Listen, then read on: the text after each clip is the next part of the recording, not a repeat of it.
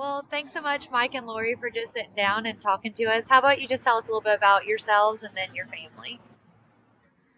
Go ahead. I'm gonna let you start. No, I'm gonna let you start this time. Well, we started this journey about 5 years ago. We had been together 5 years, married, and we wanted to help out children. We wanted to raise one or two, but the journey took us a lot further than that, didn't it? Yeah, yeah. Yeah. So, I'm Mike Devereaux. So, as she said, we talked about it a lot and decided that we wanted to try to help out in some capacity in foster care. Of course, we had no prior knowledge other than just the idea in our head, which that I guess that in itself is what got the ball rolling. But we decided to go ahead and research and get involved. We made phone calls and get in touch with the proper channels, and of course, didn't realize the process to even get certified to do it was as long as it was. But she's so organized in her job and everything, we got it done a lot quicker. They were even shocked that we got it done so quickly. But it was really interesting.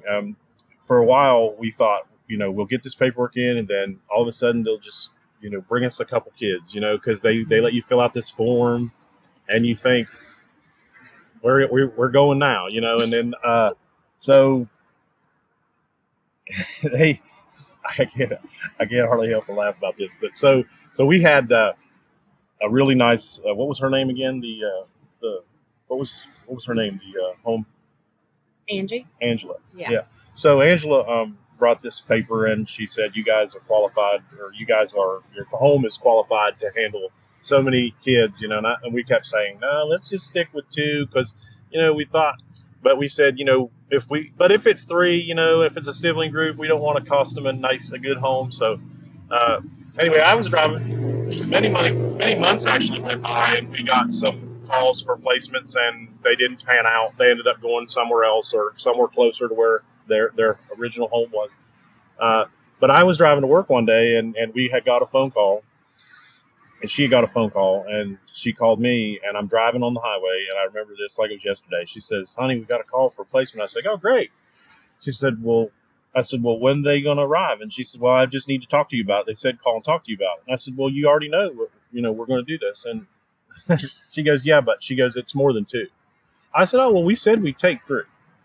She goes, "Well, are you sitting down?" And I'm like, "Well, of course I'm sitting down. I'm driving." So she says, "Well, it's more than three." And I said, "Well, it's four. I mean, I guess we could figure it out. Four, I'm sure, if you're going to cook for five, you can cook for six." And she's like, "Well, it's more than four." And I said, "Wait a minute, I might need to pull over." So it got to but anyway, it ended up being five. And so those five came into our home, and that kind of started the process of getting us going. And we were no more prepared for two than we were for five at that point. But that's what got us going, is the first five. They were all siblings, hadn't been together since they were separated from their biological homes. They had been in separate homes. 3 separate homes, was it? 3 separate homes. Yeah. And the first time they got together was when we went and picked them up. And it was kind of crazy too, because when we went and picked them up, we met at a location not too dissimilar to this. And many people just showed up, and one child would get out of this car, and that was actually the first time they had seen each other in like a month. So they got to play for a while, and then it was like, "Come meet, Mr. and Mrs. Devereaux." And, and they were like, "Oh, are we going to go spend some time at your house?" And yeah, I said, "Hopefully a long, long time." And that, like I say, that's what you got the journey started. Awesome. Tell me just a little bit about your all's background. Well, it's I don't know, kind of a vanilla background. As far as it pertains to this, or just about me, just about how you two met, and then you guys have other biological children. Okay, you don't have to tell, or just about you all have 5 other. Well, we met. I mean, I'll give you the quickest abridged version. We met in junior high school. We were in separate schools from separate counties, and we met each other, and we made we met at some kind of convention in Huntington, some kind of school function, And then we kept in contact with each other. We call it the love affair. You know, back in the days before free cell phone service and long when you was distance allowed to phone have bills. phones. Yeah. But anyway, as by the time we got through high school, we saw each other off and on. But again, those things don't work when you're 75 miles away, you know, at that age. But her life went one way, mine went the other, and 20 years later, it came back around to similar circumstances. So, you know, then we ended up saying, hey, we probably should have done this 25 years ago. And we decided to go ahead and get married and see what was going to happen with that. So, Started this journey. and then this is when, it was like we had a house and we had 2 jobs and we were pretty well-rounded people, we thought. And we thought, hey, let's jump into this Well, foster care. actually, too, though, his one daughter lived with us her Yeah. last 4 years of her high school year. And she always would come home and say, Dad and Lori, won't y'all get into foster care? Get me a baby brother. Yeah. Well, because anytime we do anything, we do it as a family. I mean, we consult, but she also was the one that helped guide us on this path. And then finally was like, you know what, let's do it. Yeah. Our older daughter Ashton, she Yeah. actually works for the Jackson County Prosecutor's Office now. And so she was always kind of interested in the whole litigation part of, and then she's always really been soft-hearted towards kids, and she is kind of the one that probably urged us to look into it. And like I said before about jumping into things, if I see a project, I'm like, well, yeah, if all these other people can do it, I can do it. You know? That's awesome. No. So tell me a little bit about, that was the first sibling group of 5. And then tell me a little bit about your other adoptions. Okay. Well, I'll go ahead and let you start with that. What? Also, The first 5 is 4 first girls 5. and a little boy. When we got them, they ranged from 3.5 months to 7.5 years old. And then that was a journey.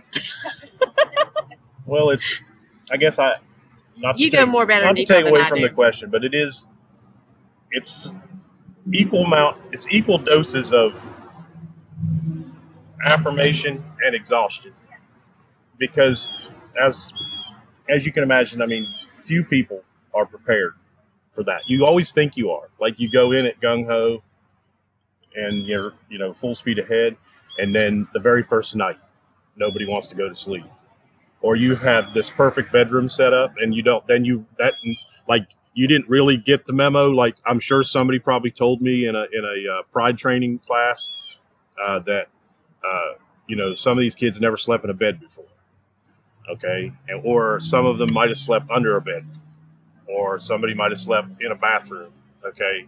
So, but when you do it, you think, you know, you're going to have enough love to give that it'll brush the corners off of all that. But then you get home on that first night and you realize that's when reality hits you. So again, the process is not to make it sound that it was completely smooth, but also it's those bad moments, or those moments that are so hard to deal with when you're going into this. Then you see the things that you affect to change, and that's what gives you the power. I call it like the recharges the battery, you know, to get to, okay, now we can get to tomorrow. I guess when you go into it, you think, here's what I'm going to do today, and then I can't wait till we get to go on vacation this summer, right? You make all these long-term plans, and then you realize when those kids get there that it has to be, sometimes it's not long-term plans. Sometimes it's plans for the next hour. Like how am I going to make sure that, you know, they realize they don't have to steal this food out of the cabinet. Like, we're going to sit down and have dinner together, and then teach them that that's even a thing, and that utensils, and you really have to back up, and because there's where the stories are all different. We didn't know that our kids were raised and born into a loving, caring home, and these kids may or may not have been, or something happened along the way that changed that. So that's the biggest adjustment for us as parents, was to we had to back everything up like that we thought we knew, or the way that we always raised our own kids absolutely didn't apply. It does not apply now. No. So it's not just our ages. Like, sometimes it's like, well, maybe it's because we're 47 doing things that we did at 27. That's not really it. I mean, We really always is say that if we were younger, we couldn't have done it. And we was older, we couldn't have done it. Yeah. It was the right timing for us. Yeah. And then with the next group of siblings, it's 2 girls. We got them when they was 10 and 12. we actually seen them on the West Virginia adoption site, and we inquired about them. Well, we was getting ready to get them, and the people that had them was like, no, we want to try for them. We'll go ahead and just keep them. And so we didn't hear no more about it. So we started looking and didn't hear no more. And then I seen it still back on there. And then one day I got an email and it said, hey, these girls are still available. They decided not to adopt them. And we talked about it, and we talked to our kids because we thought because Olivia, our oldest from the 5, she needed somebody that was a little bit older. That's why we wanted to get a little bit older kids to help structure. And so we went and we actually got them. I mean, it was like 4 months later after we had inquired about them that we got them. Well, she had always been the diaper changer. Yes. She'd be 5 years old, and she would be the one who would be changing her younger siblings' diapers. And so where she was in our home and she was still the oldest at that point of the siblings, she felt as if she always had to be the one there to still do. And so that was a thing we had to get over. But we also felt like if we were going to try to help out, a couple more children, and we didn't know it was going to be a couple more. We literally just went on there, and we knew that we had space, and we knew these girls was a little bit older. And, we talked about it. We spent a lot of late nights talking about it. Everybody thought we were because crazy. we were no different than anyone else. When we started, I remember saying to her, well, let's try to keep it to 5 or 6 years old. Like, I don't know why we came up with that in our head. Like, we just thought, I guess maybe you think you can affect so much change onto a child, or maybe there's a certain time.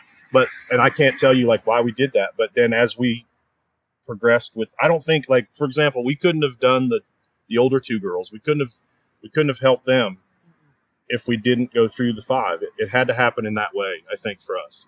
But I said, these older kids are out here, and we have the space, and we have the home, and we inquired, and then, but as she said, it almost didn't work out, and then we actually almost went a different direction, and then it came back around. So we always talk about things being meant to be. Her and I always are like, just the way we ended up together, it's like 25-year loop,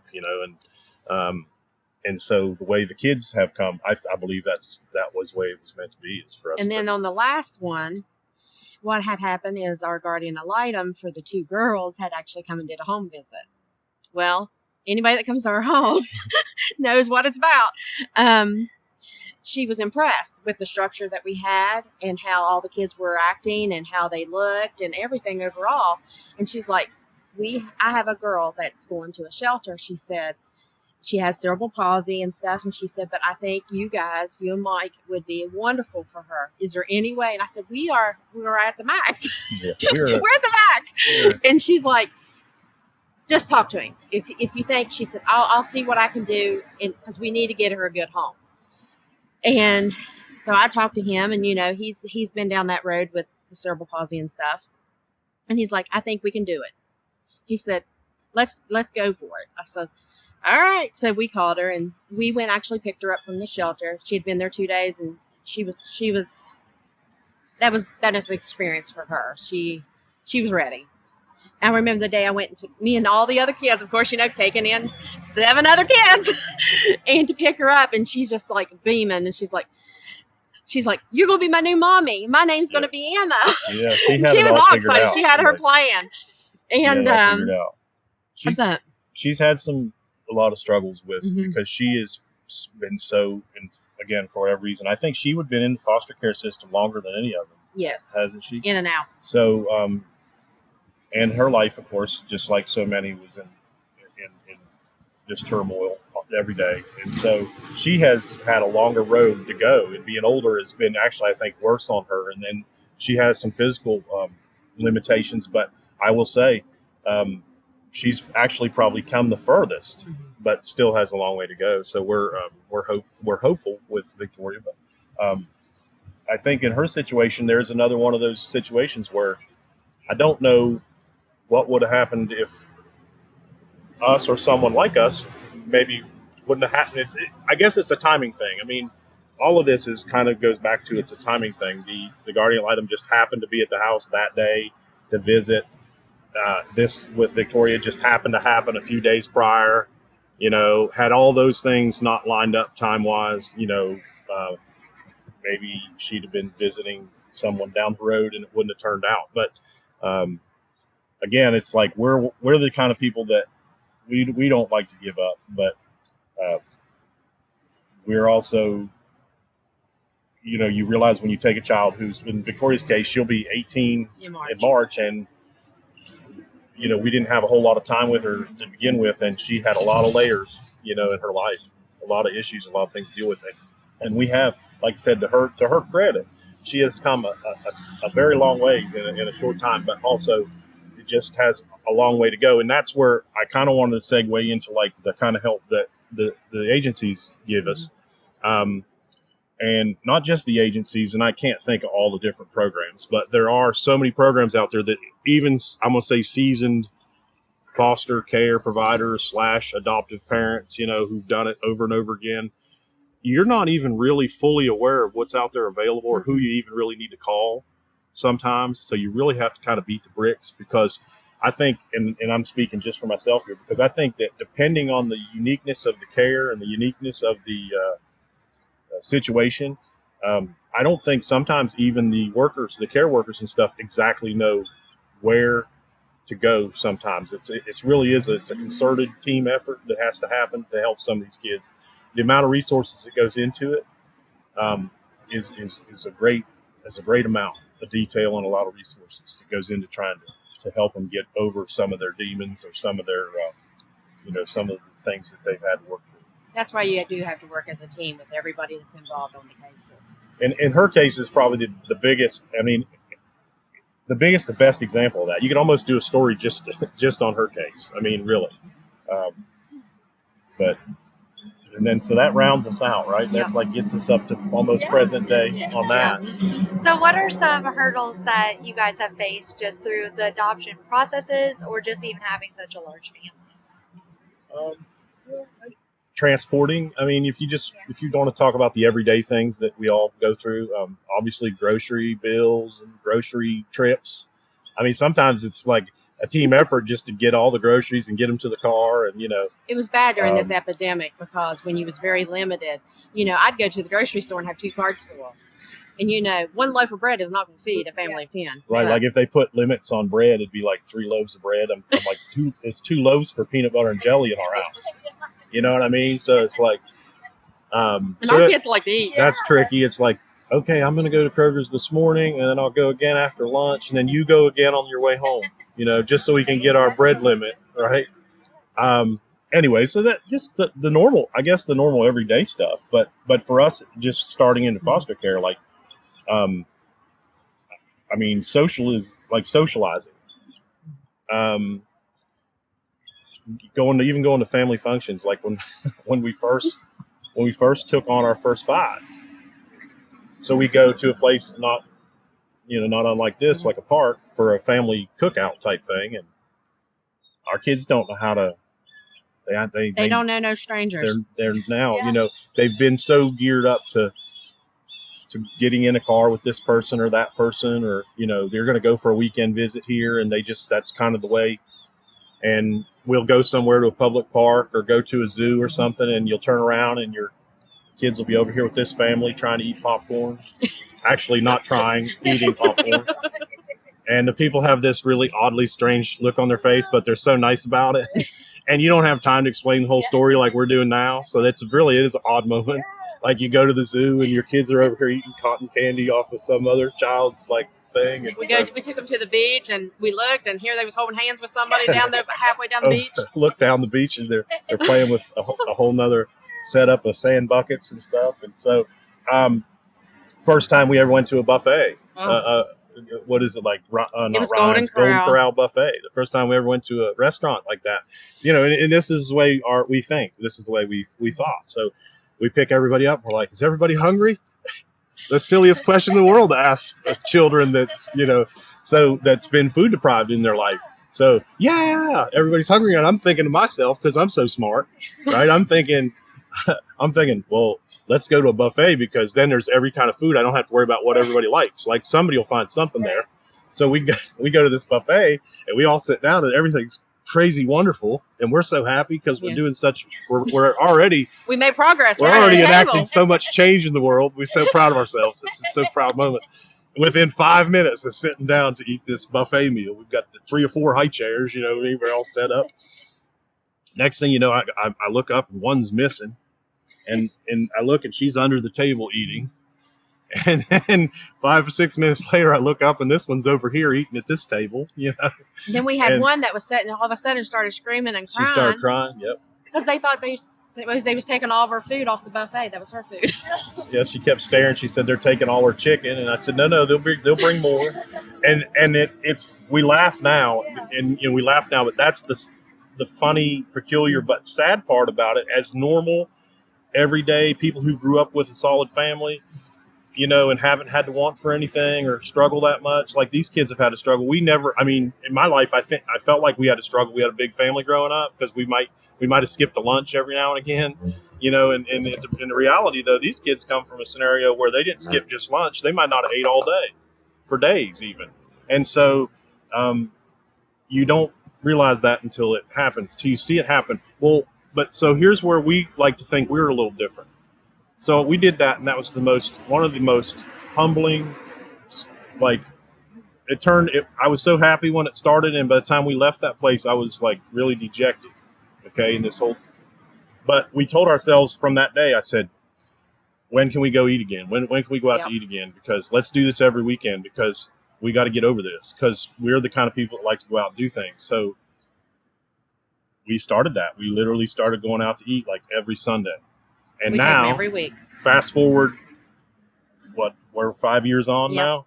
We go into restaurants, and typically, routinely, if someone doesn't say to us, "You have the most well-behaved family," that if it doesn't happen, it's very rare. And we're almost all the time being like, "If you only knew," and then it's like, "Yes, we're doing it." So it never did it dawn on me that it was going to be a major hurdle and a success for me to be able to go sit down at a restaurant and have everybody use good manners, everybody use their silverware, and not, and never did that dawn on me that was going to be a monumental occasion. But it is something we're proud of nowadays when we do go out somewhere and somebody's like, "I just have to tell you, you have the most well-behaved family." Yep. And I'm like, "Thank you." If you well, and there's everywhere we go, there's always the same waitresses that always wants our table because they love our children. There are some I do get some looks now if we go to some restaurants, because we kind of file in, and we almost always have to call in advance because there's so much of a big party. We always like to let them know, even if it's not busy, to do a table. But we walk in and it's like, it always walks in. She'll go in with a couple of the little girls, and then it's kind of the ages on up, and then I kind of file in the back holding our little boy. And I think I almost always get to a table where these 2 middle-aged women are looking at me mean, and I always think to myself, they're probably thinking, "I wish you'd just leave her alone." You know what I mean? Because it's like I swear they think that we just waited until we got that baby boy. So if they only knew we had 5 more. So. But we have to poke fun too at ourselves. I mean, we can't take it all serious. Both of us love having fun, and I guess the kids are beneficiaries of that. But it is crazy. It's a lot of work, but it also is very rewarding. So, well, what advice would you give to families that are thinking about adoption or just process of all that kind of stuff? Do you have any advice for them? Do you want to say anything? The main thing is, if you do it, it's all about love. I mean, love is the main big key of it, but it's also structure. And there's going to be a lot of days you question yourself, can I do it? Why am I doing this? But at the end, it's all worth it. You just can't give up. And that's what we've always said. We've never brought a child in our home that we've never kept. Because, with the struggles we have now, I mean, it's, who else does these kids have if they don't have you? I think I would tell anybody who's interested, it's a lot of work. Again, it is rewarding. But also, it doesn't take anybody special. It doesn't take a certain kind of person, okay, necessarily. All you have to do is want to do it. Yes, there are requirements. There is steps that you have to go through, and sometimes that seems a little daunting. Don't let that discourage you from doing it. Basically, too, I mean, I think of a story. I don't know if I told whoever, I don't see her, but anyway, remember the time we went to the neighbor's church, Yes. and the pastor he had been hearing about us through the neighbors, and they want us to come to the church. So we went, and it was almost like we were some kind of rock star, and he was making his way through the crowd to get to meet us. He kind of came up with that kind of vibe. This guy was so excited to meet us, and he shook my hand back when we could do that. That was a little joke, and we could still shake hands and feel comfortable. But he was so happy to see us, and he said to me, he said, "Wow," he said, "I've been waiting to meet you people. You are some of the most amazing people." And I said, "No." I said, "We're not amazing people." I said, "We're just regular people doing amazing things."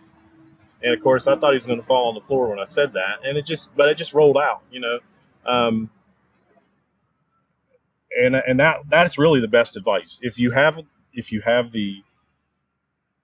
in your heart to do it, and you have the physical ability to keep up, because it does depend. If these kids do take a lot of energy, and there are times when, and I'll say to her, "Gosh, I'm so tired.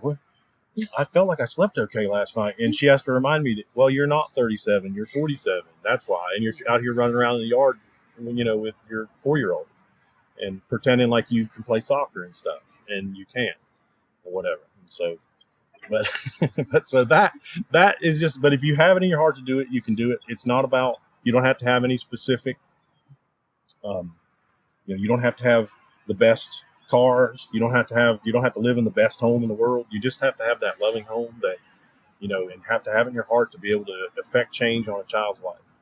So that, like I said, that I can't stress that enough. I love that.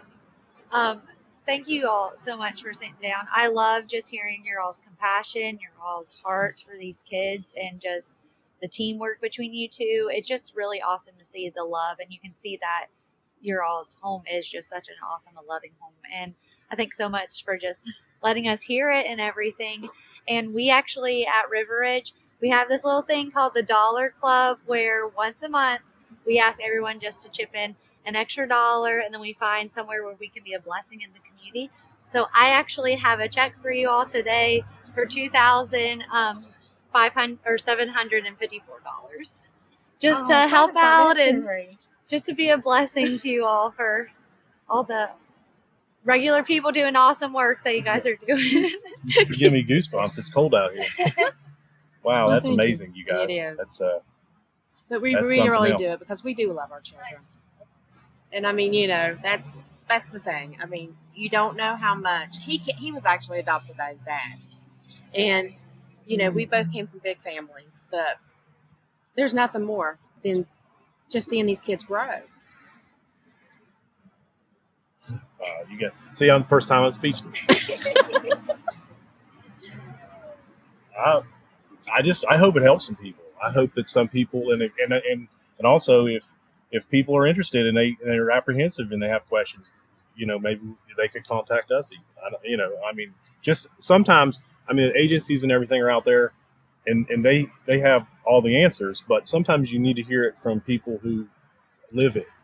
So, and I know we've told, and well, I think our neighbors. Yeah, we consult. Our neighbors have. Like we tell them, out of 8 kids, there's nothing you're going to tell me that your kids are doing right now that we haven't experienced. Our neighbors foster, and I think they've adopted, right? Yes. They've adopted 1 so far, or 2. 1, and they're in the process of 3. And before we moved into that neighborhood, I don't know if they'd adopted yet, right? Or just Damien. Yeah, and he came from their family, but it is interesting how it all works out. But it's a community. And once you get in it, and just like with Children's Home Society, again, they have functions that are like put together for foster parents and foster families. That it's a networking type of thing too that you can get involved with. I think again for us, it'd be easy for her to probably quit her job and stay home, but we both work full time and stuff, and that is for us.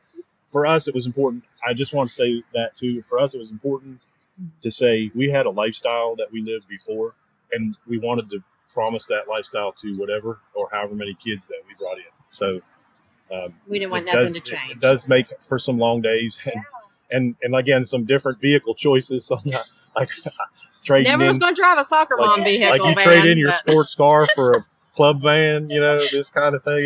It does require changes in your life, but they are always going to be. Anyway, wow, thank you guys. Though. Yes, Yeah, thank you. Thank you all. I mean, we're like I said, we didn't really do nothing to deserve that. No. So